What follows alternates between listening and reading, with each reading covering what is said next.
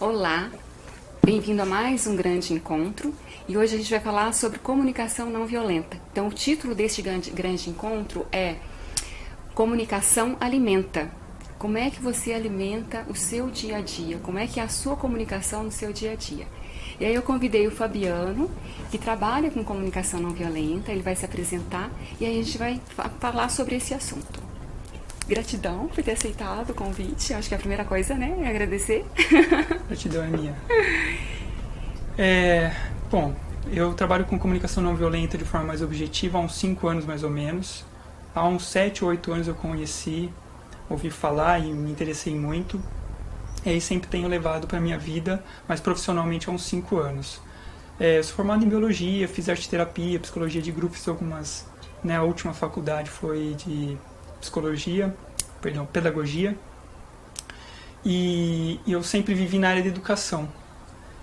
A ideia é como promover algumas transformações, relações que são mais saudáveis para a gente ter um mundo melhor. Então, comunicação não violenta para mim foi muito importante nesse sentido. E aí as pessoas perguntam, mas o que é comunicação não violenta, né? Eu não preciso disso, eu não sou violento. Mas é para além dessa violência que a gente está acostumado, do tipo física, que machuca as pessoas. A gente vive um modelo de relação, de sociedade, a gente tem comportamento que é violento de uma forma sutil, que machuca as pessoas, muitas vezes de uma ordem emocional, e a gente não se dá conta disso.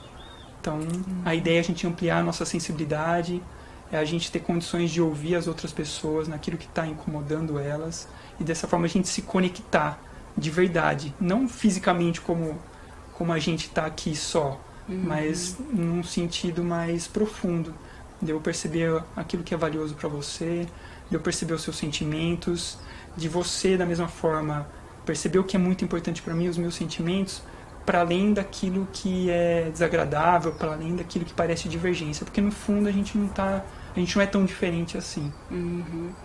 Teve uma fala sua que eu achei bastante interessante, porque a gente conversou antes, né? A gente teve uma conversa longa, de mais ou menos 1 hora, para a gente traçar o que nós falaríamos, porque a comunicação não violenta ela é muito abrangente, né? Ela entra em qualquer área da nossa vida, desde a hora que nasce.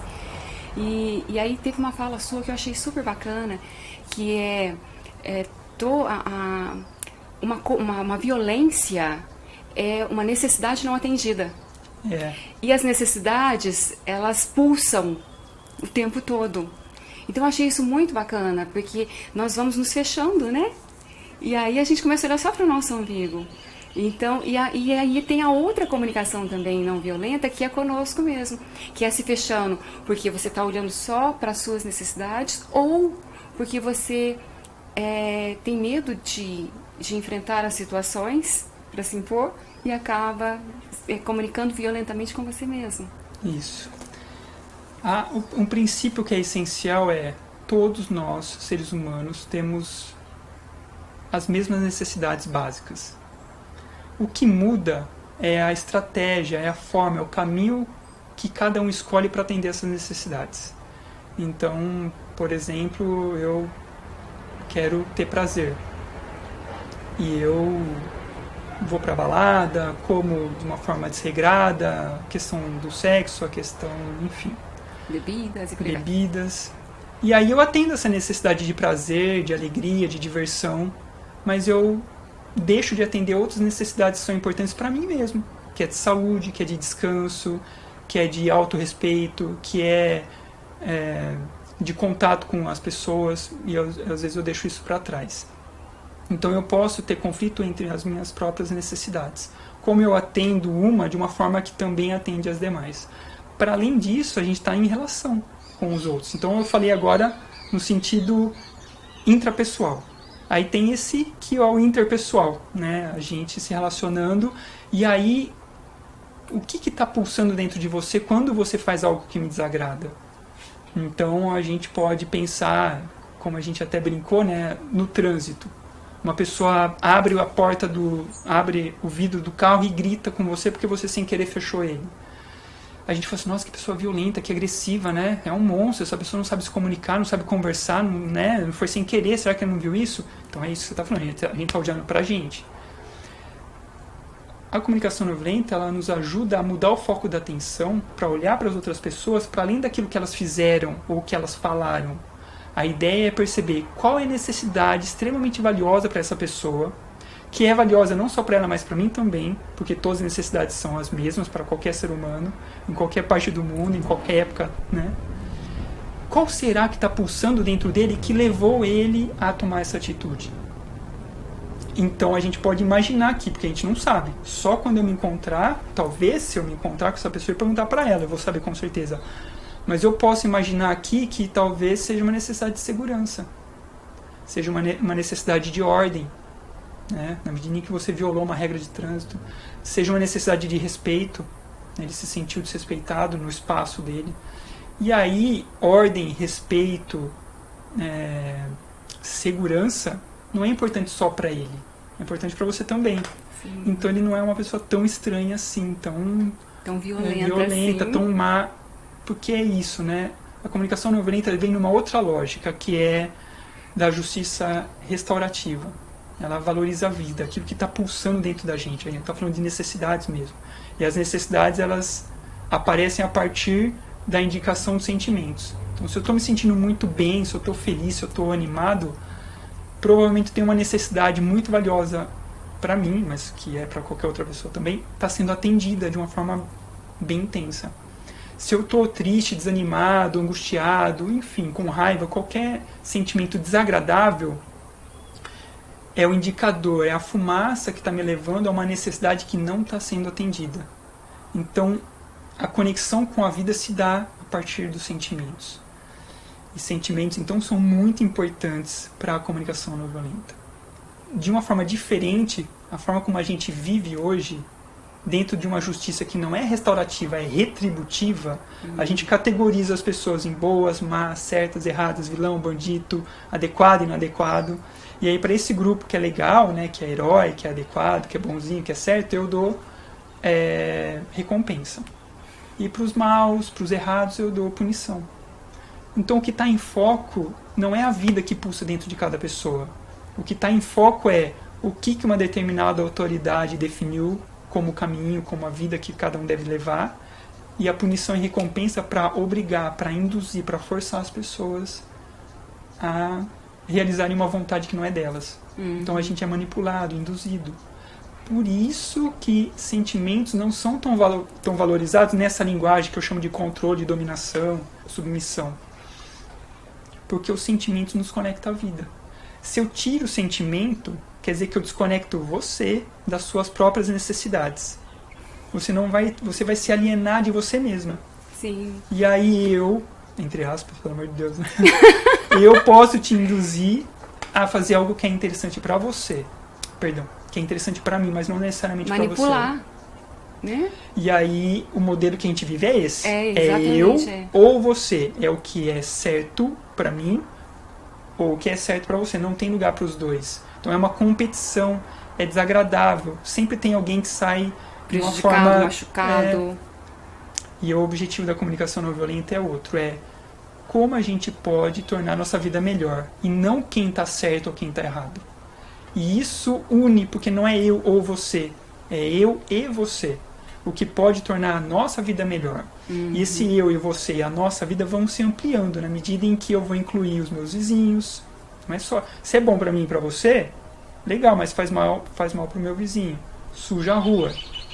Então a gente vai incluindo as pessoas. Então tem o meu vizinho, tem o meu bairro, tem a minha cidade, enfim, tem o mundo. Porque, por exemplo, né, os gases de efeito estufa não respeitam limite a demarcação da minha casa. Então o que a gente faz aqui impacta sim no japonês que está do outro lado do planeta. Então essa consciência de irmandade, de conexão, de respeito planetário, né? Todos somos irmãos e irmãs numa mesma casa, não dá pra gente excluir alguém. Então é engraçado porque não tem nós e eles, só tem nós. É muito bacana. E foi desenvolvido por um americano, né? Que você disse, que quando a gente estava conversando, mas que na verdade ele trouxe esse conhecimento que é milenar, né? Ele só deu o nome comunicação não violenta, mas é uma coisa que já... Isso. Desde pequeno ele se sentia incomodado com a questão da violência. Ele era judeu. Qual é mesmo o nome dele? Marshall Rosenberg, falecido em 2015.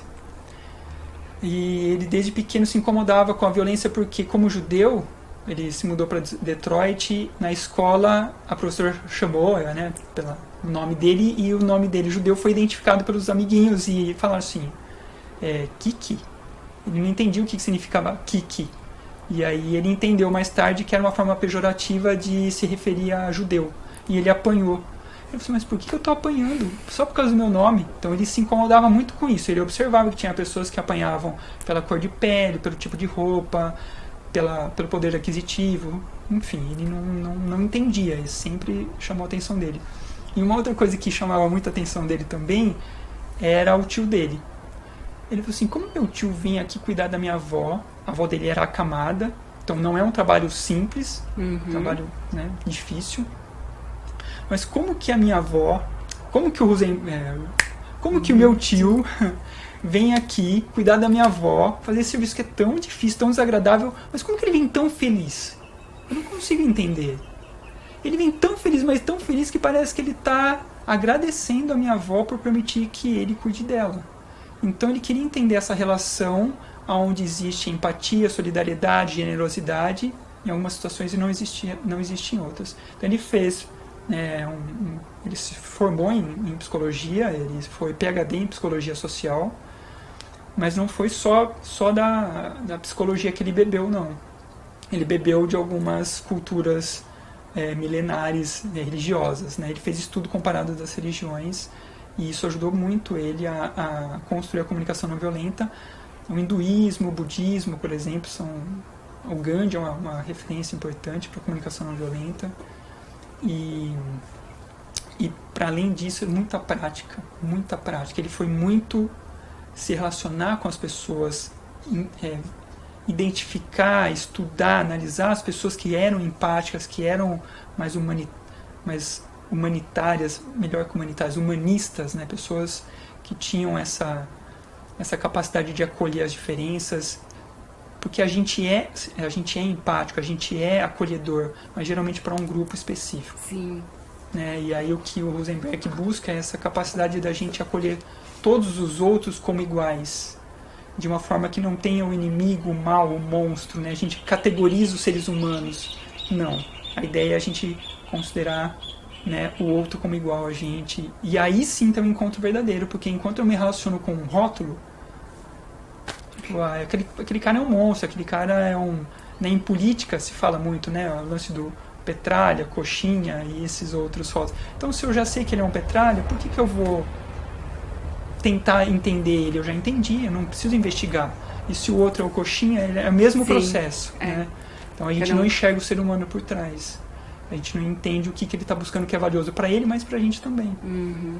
E aí, na prática, Fabiano, como é que a gente pratica isso no dia a dia? Porque teve uma outra fala sua também que foi muito bacana, de um bebê que nasce, um recém-nascido, aí ele chora. Aí já começam a falar que ele é que criança mais chorona. Né? Então, assim, trazendo essa comunicação não violenta pro dia a dia mesmo, porque a ideia é que isso vai crescendo, mas para que isso cresça, a pessoa precisa de entender esse conceito, né? Então, esse eu acho que seria um exemplo bacana, né, de mostrar como é que acontece dentro de casa, né? O primeiro ponto, inclusive é o próprio Gandhi que traz, né, a ideia de que todos nós somos violentos. E somos violentos não no sentido de ser violento, como um estado humano. É porque a gente vive tão imerso numa cultura de violência que a gente absorve ela sem perceber. A gente está imerso nesse modelo de justiça retributiva, que pune, promove punição e recompensa, que a gente nem percebe. E a gente pode observar na gente mesmo. Né? Quando a gente assiste um filme, qual que é a parte do filme que a gente mais fica animado? É a hora que o vilão apanha do bandido. Então, nesse modelo de justiça, onde a punição ela faz bem para a pessoa que é má e errada aprender, olha que triste, a gente pode causar sofrimento nas pessoas e sentir prazer com isso. Então, o Rosenberg diz que nasce aí, se sustenta aí a violência. Ele diz que esse processo já vem de uns 8 mil anos para cá. E a ideia da criança é isso, porque quando ela já nasce num meio que já tem suas regras, que já tem o seu modelo de justiça, que já tem... Antes da criança nascer, muitas vezes a mãe já tem uma ideia de quem vai ser aquele ser, né? E aí é isso. Muitas vezes não, todas as vezes praticamente, né? Isso já vai moldando as pessoas, né? Aí a criança, se a criança é mais agitada, essa daí vai reinar, vai bagunçar, vai ser uma bagunceira. A gente já está dando rótulos para ela. E se a gente não perceber, ela vai se adequar a esses rótulos. E aí a gente mais uma vez perde conexão com a gente mesmo. Porque a identidade dela vai aos poucos moldar a forma dela ler o mundo. E aí a violência tem muito a ver com leitura de mundo. Porque ninguém tem possibilidades de me fazer ficar com raiva. As pessoas podem me provocar a raiva. A minha raiva nasce a partir da leitura que eu faço disso que o mundo me oferece. Então eu posso ficar com raiva de uma pessoa que me fechou no trânsito, como a gente estava brincando. Mas se eu descobrir que dentro do carro tinha uma mulher grávida, que era esposa dele, e ele estava indo rápido pelo trânsito, nessa mesma hora muda a minha concepção. Completamente. Então, o problema realmente está naquilo que eu recebo?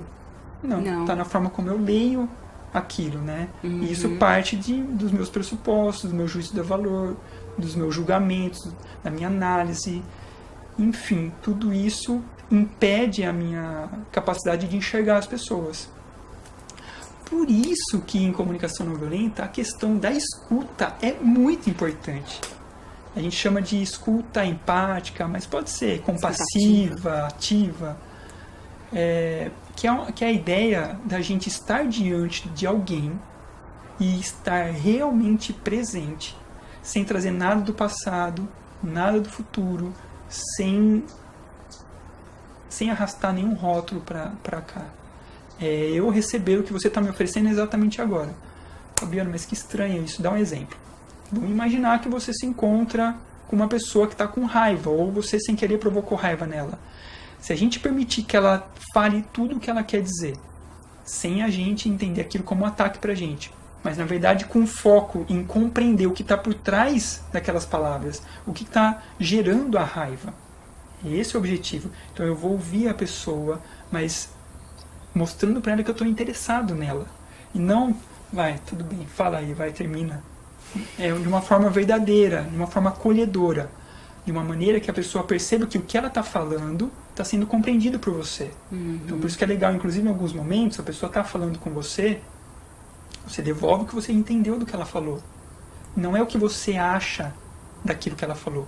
É o que você entendeu do ponto de vista que você acredita que é dela. Então, você está com raiva porque você ficou muito preocupado com a sua segurança quando eu fechei você no trânsito. É isso que você tá, é por isso que você está com raiva? Então, eu não estou dizendo que eu concordo com ela. Eu só estou tentando realmente entender aquilo que ela está me dizendo. Estabelecer a conexão. E isso gera conexão. Ela se sente ouvida. E a tendência é ela se acalmar. Então, se ela está falando muito palavrão, se ela está falando muito rápido, ela tende a falar menos palavrão. Ela tende a falar mais devagar. Ela tende a respirar. Se ela se sentir realmente compreendida, em alguns momentos é comum ela dar um suspiro. Né? E isso significa que aquela tensão diminuiu, ou seja, provavelmente começa a aparecer espaço mental e emocional para você. Porque se você falasse também, exato, né? Porque se você falasse junto com ela, provavelmente ela não te ouviria. E aí na hora de falar, da mesma forma, eu não vou falar atacando, julgando, responsabilizando ele. Eu vou falar do meu ponto de vista, a partir dos meus sentimentos e necessidades. Então, olha, quando você abriu o vidro do carro e começou a me xingar, eu fiquei muito assustada. Fiquei com medo, né? Eu também, segurança para mim também é importante. E respeito também. Então eu gostaria que a gente pudesse resolver essas divergências, essas questões de outra forma. Então cria-se talvez um espaço aí para você ser ouvida também. E é diferente de eu defender o meu ponto de vista e você defender o seu. Que é o que acontece, né? Ninguém cede de lado nenhum. Sai todo mundo chateado. A pessoa que era a detentora da razão, ela perde a razão dela. E né? é isso, ninguém ganha, né? Então o Rosenberg tem uma frase muito bonita que diz: toda violência é a expressão trágica de uma necessidade não atendida. É uma frase bastante conhecida dele. Porque as pessoas realmente estão nos oferecendo algo valioso, ainda que de uma forma desagradável. É como um presente feio, né? Um papel mal embrulhado ou sujo. Às vezes a gente pode pegar aquilo e descartar, jogar fora, mas dentro tinha talvez preciosa. Uma corrente de ouro.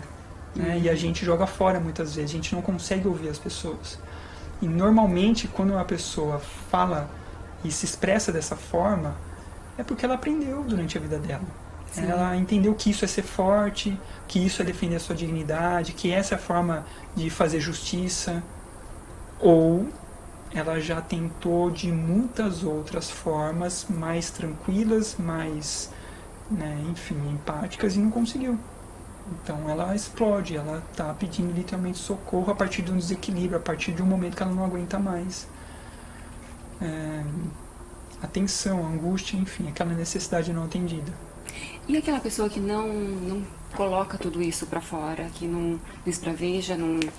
Olha, esse espaço é meu, você ultrapassou a linha vermelha, né? A pessoa que não faz isso. Isso tem que colorir de alguma maneira. É um problema também. Eu acho que é a pior violência que existe. Eu diria que é um problema mais sério ainda, dependendo da situação.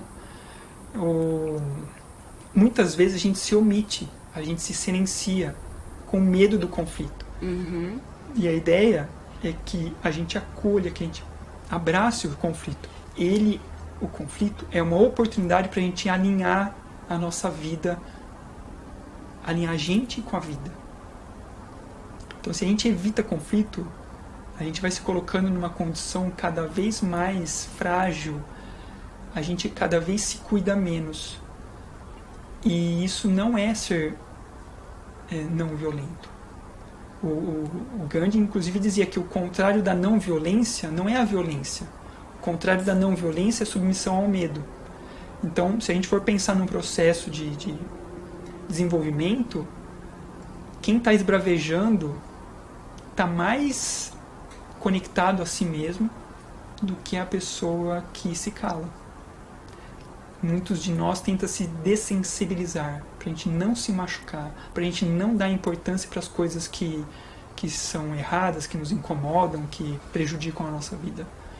E isso é extremamente perigoso, porque ou essa pessoa vai explodir em algum momento e machucar alguém, ou ela vai se machucar. Ela vai explodir por dentro, ela vai eclodir numa doença, né? Com adolescentes é comum eles se cortarem. Dependendo da situação, a pessoa desenvolve doenças mesmo, fisicamente falando, ou psicologicamente falando, desenvolvem doenças.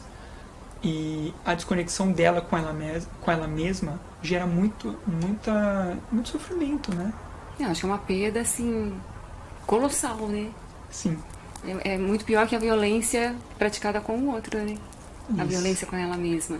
E que a maioria das pessoas não fazem ideia disso. Elas são extremamente agressivas com elas e não se dão conta, né? É muito comum a gente dizer assim, eu tenho que lavar louça, eu tenho que levantar cedo. Isso é uma forma de a gente dar ordem pra gente mesmo. E uma necessidade humana é a autonomia. Para qualquer pessoa, a autonomia. Então, se você dá ordem pra você mesmo, você viola uma necessidade sua, que é a necessidade de liberdade, de autonomia. Isso é desagradável. Isso nos desconecta, porque, por que eu tenho que fazer isso?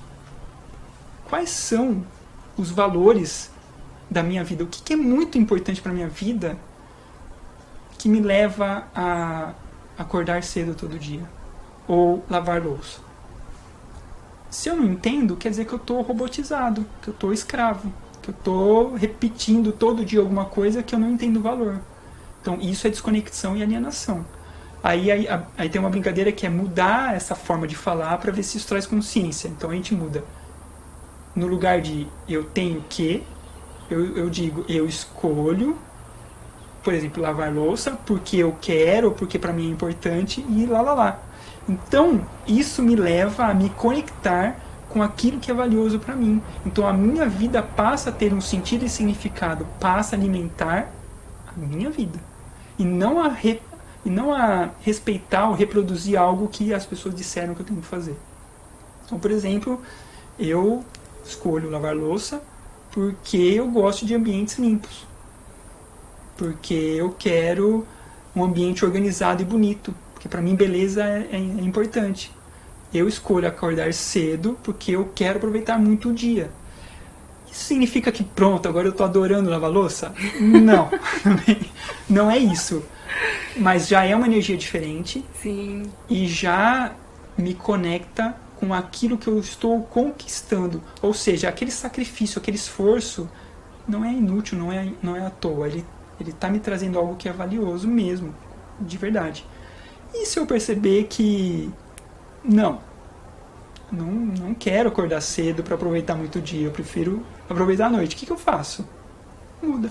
Sim. Então a gente precisa sempre estar conectado com os nossos sentimentos e necessidades a cada momento.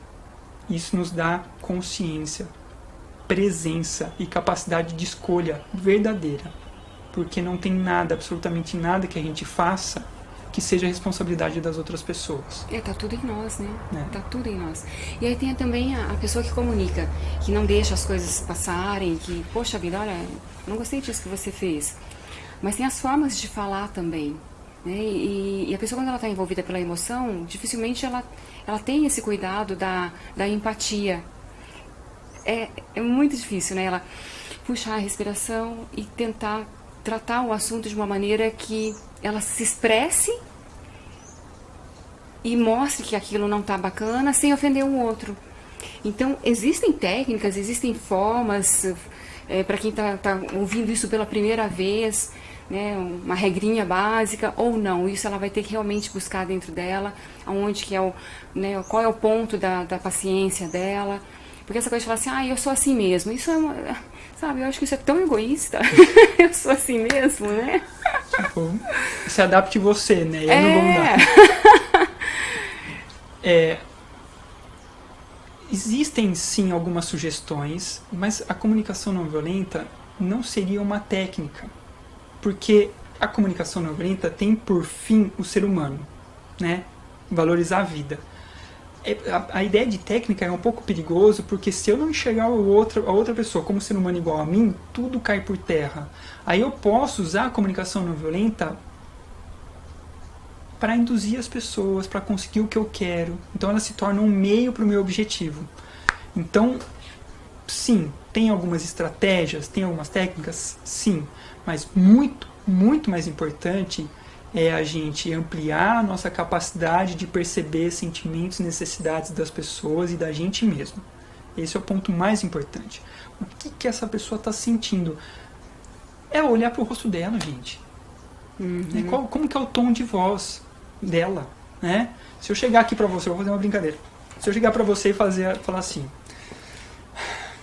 nossa, eu tô tão animado de vir aqui falar sobre comunicação não violenta. Tô super animado, sabe? Muito legal isso. Convenci você? O contrário. Então... Você veio carregado. Então, o que eu falo não é o mais importante. As palavras, eu ouvi dizer que é 7% do processo de comunicação. Tem muitas outras coisas, o tom de voz, a expressão facial, o corpo, tudo isso está falando, o silêncio comunica muito. Uhum. Então, a ideia é a gente realmente estar presente, olhando para aquela pessoa, percebendo o que ela está dizendo, muitas vezes a partir do tom de voz e das expressões do rosto dela. E eu vou identificar sentimentos. E eu vou conseguir, a partir do que ela está me falando, que é duro, identificar o que é muito importante para ela, que é para mim também, que poderia estar levando ela a falar isso. Uhum. Ok? Esse é a essência. Aí, em termos de estratégia, eu diria: respira, espera, ouve, né? Para um pouco. Isso já faz uma diferença muito grande. Se você está muito tenso, está muito desequilibrado, você não tem como escutar a pessoa. Você vai ter que cuidar de você, né? Eu lembro de uma passagem da Madre Teresa de Calcutá, onde ela foi para as ruas para atender as pessoas, os pobres, né? e ela compartilhava o lanche dela. Ela ia comer, tinha muita criança muitas vezes perto dela, e ela dividia o lanche dela. O que aconteceu? Pouquinho tempo depois ela adoeceu. E aí ela precisou ser auxiliada por uma outra colega dela de trabalho. Então, ela aprendeu que ela precisa cuidar dela, sim, não necessariamente em primeiro lugar, mas também porque se a compaixão, se a generosidade dela exclui ela mesma, ela não é completa. Ela está excluindo um ser humano. E aí você perde potência de vida. E automaticamente, muito provavelmente, você vai virar um peso para as outras pessoas. Elas vão ter que cuidar de você. Então, se a gente está intenso, se a gente está nervoso, se a gente está triste, talvez seja o momento da gente olhar para a gente mesmo, ouvir o que a gente está sentindo, reconhecer o que a gente está sentindo, tentar identificar o que é muito importante para a gente não está sendo respeitado. Tentar identificar o que está incomodando demais e ver o que pode fazer para mudar. Exato. Né? E aí sim eu posso ir a outra pessoa, tentar ouvi-la. Porque aí talvez tenha espaço dentro de mim. Ou até mesmo para eu falar para ela o que não está legal. Mais do que o que não está legal é o que eu quero. Em comunicação não violenta, pedido é algo muito importante. O mais claro, o mais objetivo, o mais factível possível. Para que a outra pessoa tenha realmente consciência de como ela pode enriquecer a sua vida. Porque essa é a essência do ser humano. Quando eu falei que o Rosenberg fez a pesquisa, né, a partir de um estudo comparado das religiões, ele fazia a mesma pergunta para as várias religiões diferentes. Uma das coisas que ele descobriu que foi muito importante é que o ser humano ele foi feito para dar e receber com gratidão, com prazer, para atender as necessidades da outra pessoa com prazer. Então, a ideia da gente dar um presente para a pessoa e receber um presente traz um prazer semelhante. Né? Quando eu dou presente, quando eu recebo presente, é um prazer semelhante. E nas relações, na nossa vida, é mais ou menos isso. Se eu realmente receber de você um pedido para algo que é muito importante para você, isso é uma honra para mim. Então eu sou grato por poder ser realmente útil na sua vida, para tornar a sua vida melhor. E não tem como tornar só a sua vida melhor. Automaticamente eu torno a minha melhor. Então eu tenho gratidão por poder tornar a sua vida melhor, e você tem gratidão por receber meu apoio nesse momento. Então a gente só ganha. É diferente de outras situações onde tem alguém que ganha, alguém que perde. Sim, que normalmente é o que acontece. Sim. E aí, nesse caso, a comunicação não violenta não é a passividade. Não, em momento algum. Não, exato. Né? Isso é muito legal, porque é muito comum as pessoas confundirem não violência com fraqueza, fragilidade, permissividade, submissão, ser bonzinho. Pelo contrário. É força. É deixar claro o que te faz bem a vida e o que não faz bem a vida. É deixar claro o que você quer das pessoas, deixar claro o que você pode oferecer às pessoas. E para isso é necessário muita coragem, porque o meu objetivo não é agradar as pessoas, o meu objetivo é enriquecer a vida. E a dor, o sofrimento, o mal-estar, tá presente às vezes faz parte de um processo, né, de crescimento. Então, eu alimentar um vício seu para que a gente tenha uma boa relação é causar mal, é prejudicar você. Então, o meu querer bem a você me leva a não te oferecer, a não te dar aquilo que você está me pedindo. E para isso, eu preciso estar muito tranquilo comigo mesmo. Sim. Para eu não me deixar ser induzido. Né, precisa ser muito honesto, não é? Eu lembro de você ter comentado isso também, que a comunicação não violenta é, assim, é a ampliação máxima da honestidade e da empatia. Perfeito. Né? Perfeito. O Rosenberg ele deixa muito claro isso. Ele fala assim, o objetivo, pensando em técnica, se a gente for pensar tecnicamente, é aumentar o nosso grau de honestidade, porque de forma geral a honestidade não é muito bem-vinda na nossa sociedade, né? A gente enfrenta enfim, dificuldades, críticas, mas é aumentar o nosso grau de honestidade e, ao mesmo tempo, da empatia. Dessa forma, a gente espera que o que é valioso para as pessoas fique em evidência e possam ser atendidas, esses valores possam ser atendidos. Então, seria um processo de honestidade, mas que gera cooperação. Porque, de forma geral, gera competição, gera retaliação, gera crítica. A ideia é aumentar a honestidade, mas também a possibilidade de cooperação. Ah, eu posso exemplificar? Pode, lógico. Foi até da nossa conversa também. Você disse assim, imagina só que você está no seu apartamento e você quer dormir. Aí a pessoa está no apartamento do lado e está fazendo aula de violão. Então ela está lá dedilhando. E você quer dormir. Então a sua necessidade naquele momento é dormir, porque no dia seguinte você vai levantar às 5 da manhã. A necessidade daquela pessoa, ela precisa de praticar, porque senão ela não vai aprender a tocar o violão. É a necessidade dela. Talvez ela não tenha que levantar às 5 da manhã. Como que se resolve isso de forma não violenta? Porque a vontade é lá esbravejar, ou então começar a bater na parede dela, né? Que é o que normalmente as pessoas fazem. E aí eu até te respondi, eu acho que no dia seguinte eu vou lá bater na porta dela e falar, olha, eu levanto muito cedo, você pode tocar um pouquinho mais cedo?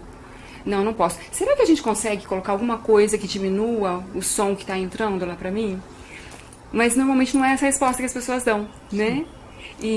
Mas só que teve uma outra situação que aí eu também não consegui responder à altura. Porque também acho que existem situações, Fabiano, que por mais que você vá, se a pessoa não vier também, não vai comunicar. Né?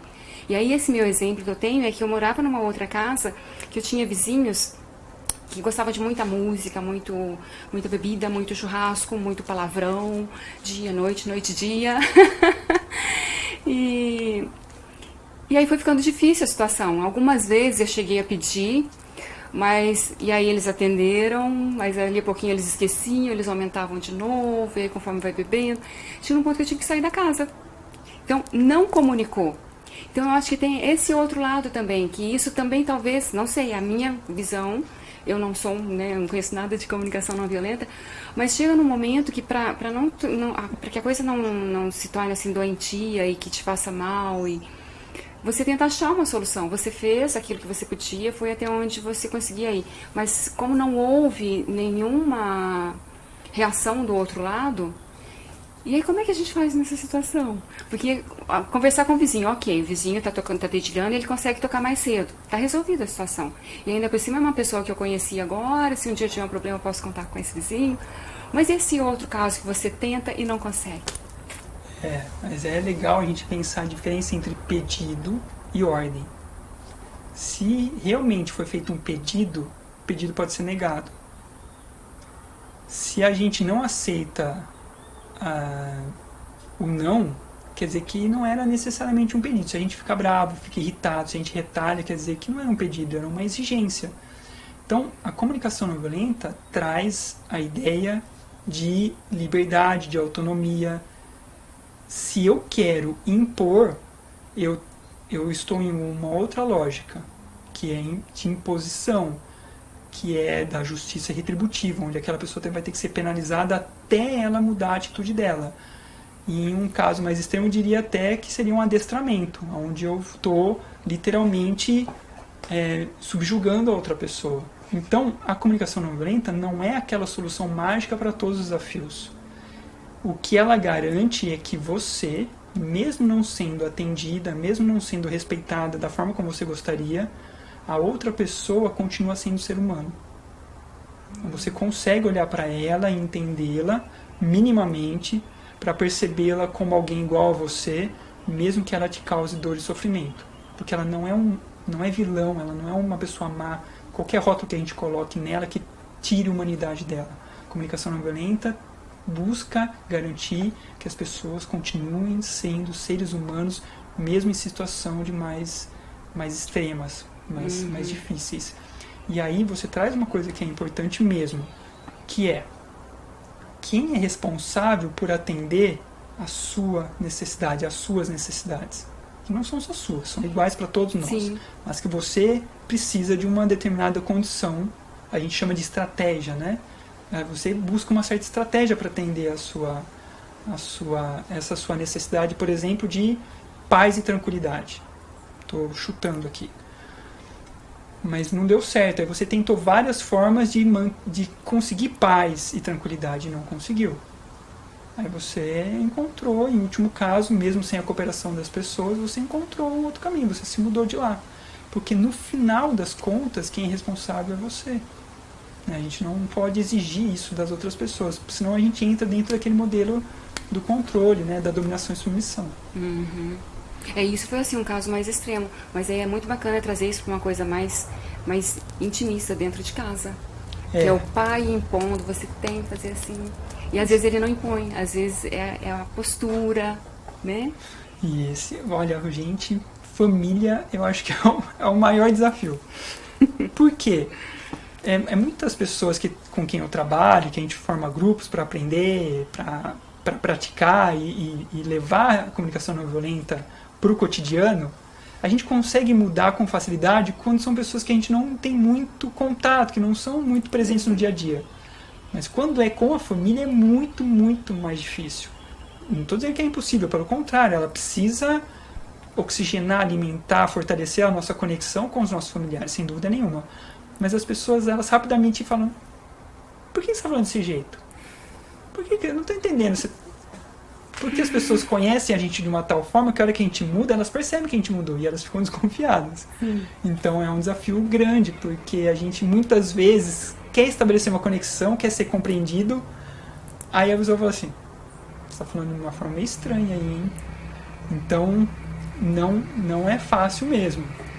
Mas é super possível, aos poucos, inserindo nas nossas relações familiares, mas em todas, na verdade, em todas. De repente começa aqui menorzinho e depois vai crescendo, né? Mas tudo na vida, né, Fabiano? Nada é fácil. Para você mudar um pouquinho o trajeto para ir para o trabalho, já dá alguma dificuldade, você tem que sair um pouco mais cedo e tal. Então, qualquer mudança, né? Eu tenho uma coisa que eu falo para os alunos, falo assim, as pessoas estão tão habituadas com a zona de conforto, mesmo que essa zona de conforto seja absurdamente desconfortável, o fato de ser conhecida, elas não saem dali. Então, isso eu falo trazendo para a alimentação, né? Mas isso para dentro também da comunicação não violenta, que é uma alimentação também, né? Você está alimentando. Então, fazer essas mudanças, aí é difícil? Tá, mas nada é fácil, né? É isso mesmo. Comunicação não violenta deve, para ela ser não violenta, né? Ela deve estar conectada à vida. A vida muda o tempo todo sem parar. E a ideia é a gente mudar de acordo com o que está mudando, né? Então, a minha filha dormia muito bem, ela tem 9 meses agora, mas ela dormia muito bem numa cadeirinha que estava dentro do carro. Depois de um tempo, ela não dormia, ela ficava irritada, se mexia, e eu falei: mas caramba, estava bom até agora, por que agora, de repente, está te incomodando? Então, eu estava olhando do meu ponto de vista, mas do ponto de vista dela, ela cresceu, já não cabia na cadeirinha. E aí o que a gente faz, e o que você está me trazendo me faz pensar isso, né? É muito comum a gente forçar a vida a se encaixar numa rotina, a se encaixar numa regra, se encaixar dentro daquilo que a gente planejou. E aí não dá certo. As coisas ela não respeita esses limites, esses quadrados que a gente impõe, essas regras. O ideal é o contrário, que o planejamento sirva a vida, que a regra sirva a vida, que a cadeirinha da minha filha respeite o processo de desenvolvimento dela. Então as coisas vão mudar mesmo sempre. A relação entre pais, né, pai, mãe e os filhos e filhas, elas precisam mudar. Não dá para dizer assim: mas você agora está querendo coisas que antes você não queria. É isso mesmo, né? Aquele combinado que a gente tinha não dá mais conta. A gente precisa rever o combinado. Beleza, a gente reviu o combinado. Se ela violar o combinado, aí eu vou dar uma punição. Não. A ideia é sempre ir revendo os combinados, revendo as regras, para que a vida seja atendida, para aquilo que é importante para a gente aconteça, né? Para as crianças é muito evidente, cada vez mais o raio de circulação delas, né? Elas querem ir cada vez mais longe. Elas estão desenvolvendo a liberdade, a autonomia, a criatividade, a curiosidade delas. E a gente se incomoda. É lógico que no fundo tem uma preocupação em termos de segurança, tem uma questão de não saber o que está acontecendo, de preocupação, de cuidado, de carinho, de amor, tudo isso é muito valioso. Mas, ao mesmo tempo, entender como isso está acontecendo dentro da pessoa que está ali na sua frente, né? Então, e respeitar, né? Inclusive a criança. Criança não é criança. Criança é um ser humano. E às vezes a gente menospreza o que elas falam. A gente, ai, que bonitinho. Não, que legal que ela tá falando, né? E infantiliza. Mas a gente pode prestar atenção no que ela tá falando. E isso dá força para ela falar mais e melhor, com mais seriedade, com mais entrega. Ela mesma acreditar nela. A gente estava falando de rótulos, né, há um tempo atrás. Como é comum a gente rotular as pessoas de enfim, chato, desagradável, de implicante, de pessoa grossa e por aí vai, né?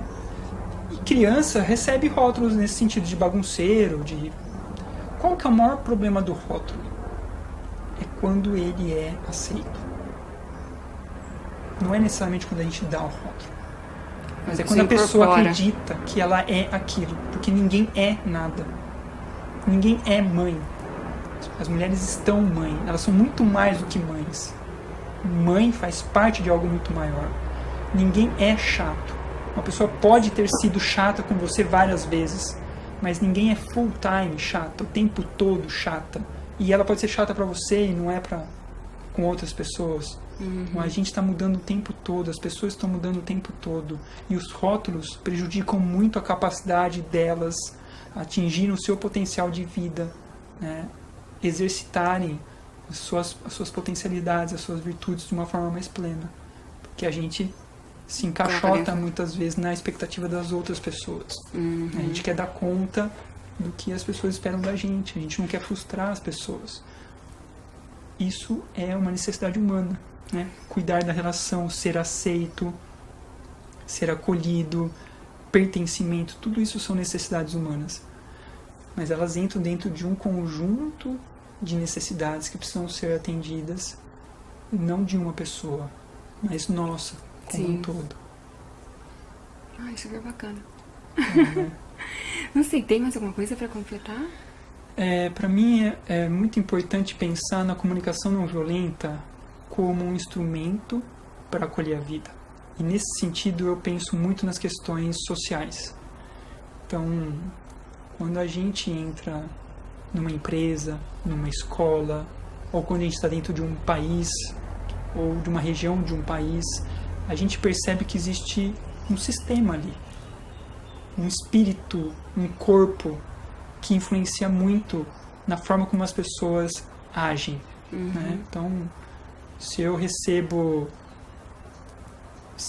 uma titulação para ser professor, para ser policial, eu vou me adaptar àquele rótulo, àquilo que se espera de mim. Isso faz parte de um sistema.